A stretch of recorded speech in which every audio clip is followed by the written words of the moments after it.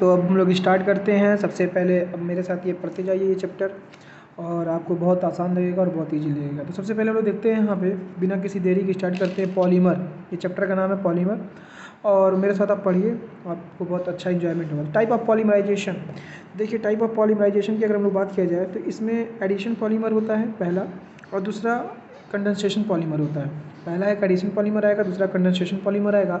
Addition polymer को हम लोग बोलते हैं chain growth polymerisation, chain growth polymerisation, और कंडेंसेशन पॉलीमर को हम लोग बोलते हैं स्टेप ग्रोथ पॉलीमराइजेशन। ये बेसिक पॉइंट था। आगे हम लोग देखेंगे एडिशन पॉलीमर में यानी फ्री रेडिकल मैकेनिज्म। तो हालांकि हमको ये पता है कि फ्री रेडिकल मैकेनिज्म कैसे होती है यहाँ पे, तो बेंजोइल पेरोक्साइड, बेंजोइल पेरोक्साइड यहाँ पे ये लिखा हुआ है, देखिए ये बेंजोइल पेरोक्साइड किस तरीके से टूटता है, ऐसे फ्री ये मैकेनिज्म है। ये इस पे अपना ये जो बॉन्ड है ये टूटेगा, एक इलेक्ट्रॉन इस पे देगा, एक इलेक्ट्रॉन इस पे देगा, तो इस तरीके से कुछ जनरेट होगा एक फ्री रेडिकल, और आगे चल के ये CO2 यानी फ्री रेडिकल फिर आगे शिफ्ट हो जाएगा इस पे, यानी फेनिल रेडिकल बन जाएगा। ये फेनिल CH2 के साथ बॉन्ड बना के इस तरीके से कुछ कंडीशन शो करेगा। ठीक, आगे हम लोग देखेंगे यहाँ पे, नेक्स्ट आते हैं इसके बाद नेक्स्ट पेज पे, यानी इस पेज पे।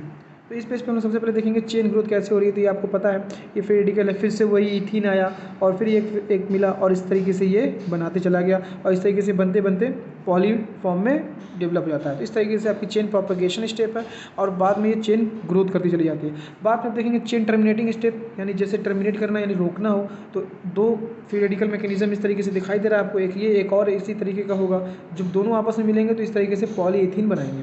तो खैर नीट के पॉइंट ऑफ व्यू से हमने ये इंपॉर्टेंट पॉइंट मार्क किया है कि जैसे द पॉलीमर में भी addition polymerisation from two different monomer are termed as a copolymer. अगर दो अलग अलग पॉलीमर आ जाएं, मोनोमर आ जाएं और मिलकर एक पॉलीमर बनाएं तो वो कोपॉलीमर कहलाते हैं। तो जैसे कि इसका एग्जांपल है ब्यूना एस। ब्यूना एस नाम से ही पता चल रहा है, इसमें एस का मतलब है स्टायरीन। क्या नाम है? स्टायरीन। और ब्यूना मतलब ब्यूना एस में एस स्टायरीन है, और जो ब्यूना में एक और जो वर्ड आएगा, जो मोनोमर आएगा, वो आएगा 1,3-ब्यूटाडीन।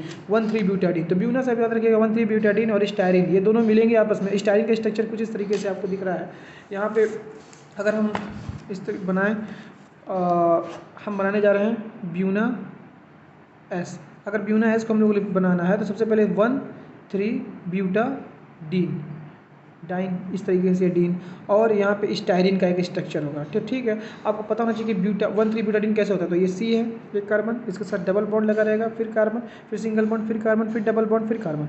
यहाँ पे आ जाएगा CH2, यहाँ पे एक हाइड्रोजन, यहाँ पे एक हाइड्रोजन, यहाँ पे दो हाइड्रोजन। तो इस तरीके से ये 1 पे है, और 1 2 3 3 1 और 3 पे ब्यूटाडीन है। तो डाइन, अब जब हेलो एल्केन हेलोरिन पढ़ेंगे तो उसमें एल्काइन, एल्कीन, मतलब उसमें बताया रहेगा ये जो IEN है तो ये किस तरीके से मैनेज किया था। स्टायरीन का स्ट्रक्चर देखते हैं हम लोग, तो फेनिल ग्रुप लगा रहेगा इस तरीके से, बेंजीन का रिंग है, ठीक है, और इस पे एक CH ग्रुप है और उसके साथ डबल बॉन्ड लगा हुआ है और CH2 है। तो ये है स्टायरीन का स्ट्रक्चर। तो अब इसको हम लोग देख रहे हैं, बिल्कुल ये अलग है और ये अलग है। इन दोनों को मिला के हमको बनाना है ब्यूना एस, और ब्यूना एस कोपॉलीमर है। तो इसको बनाएंगे कैसे, किस तरीके से बनाएंगे, तो देखिए यहाँ पे ये क्या करेगा, ये इस तरीके से टूटेगा इस पे, और ये इस तरीके से टूटेगा इस पे, फ्री रेडिकल, फिर ये टूटेगा इस पे, ये टूटेगा इस पे, मतलब फ्री रेडिकल पूरा इस सब पे जनरेट हो जाएगा। तो इस तरीके से देखेंगे आप, CH2 इस पे एक रेडिकल, यहाँ पे एक रेडिकल CH, फिर यहाँ पे CH इस पे एक रेडिकल, फिर यहाँ पे CH2 इस पे एक रेडिकल। अभी देखिए ये बेंजीन रिंग इस तरीके से है, और यहाँ पे CH है, डबल बॉन्ड CH2, इस तरीके से है ये। अब ये जो फ्री रेडिकल वाला है ये फर्दर स्टायरीन वाले से कनेक्ट हो जाएगा, और ये फर्दर स्टायरीन से कनेक्ट हो जाएगा।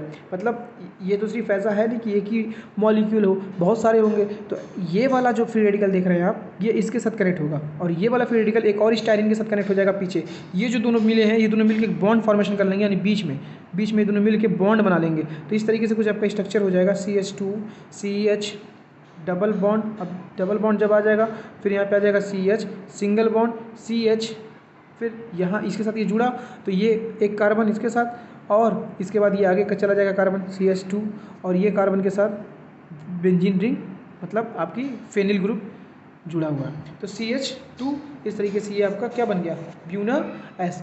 ठीक, उम्मीद करते हैं आपको ये समझ में आया होगा। आगे हम लोग इस तरीके से आगे पढ़ेंगे।